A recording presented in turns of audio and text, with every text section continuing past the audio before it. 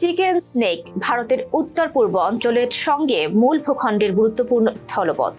এবার এই কৌশলগত করিডোরের যোগাযোগ ব্যবস্থা আরও শক্তিশালী করতে তিস্তার উপর নির্মিত হতে যাচ্ছে নতুন 6 লেনের সেতু, যার ব্যয় ধরা হয়েছে প্রায় 844 কোটি টাকা। পুরনো করোনেশন সেতুর উপর যানবাহন চাপ কমাতে নতুন সেতু ও সংযোগ সড়ক নির্মাণের উদ্যোগ নিয়েছে ভারতের জাতীয় মহাসড়ক কর্তৃপক্ষ। প্রকল্পের আওতায় প্রায় 6.85 কিলোমিটার সেতু ও সংযোগ সড়ক নির্মাণ করা হবে।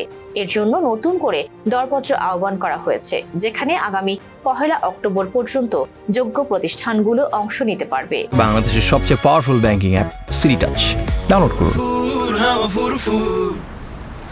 এর আগে 4 লেনের সেতুর পরিকল্পনা থাকলেও ভবিষ্যতের যানবাহনের চাপ, আঞ্চলিক যোগাযোগ ও কৌশলগত প্রয়োজনীয় বিবেচনায় সেটিকে 6 লেনের উন্নতি করা হয়েছে।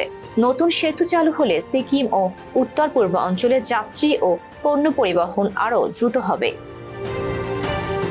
পাশাপাশি ভূমিধস, অতিবৃষ্টি বা বন্যায় কোনো সড়ক ক্ষতিগ্রস্ত হলে এটি বিকল্প পথ হিসেবে কাজ করতে পারে। ফলে কমবে যোগাযোগ বিচ্ছিন্নতার ঝুঁকি, বাড়বে বাণিজ্য ও পর্যটনের সম্ভাবনা। সাইমা রূপা, ফেস দ্য পিপল।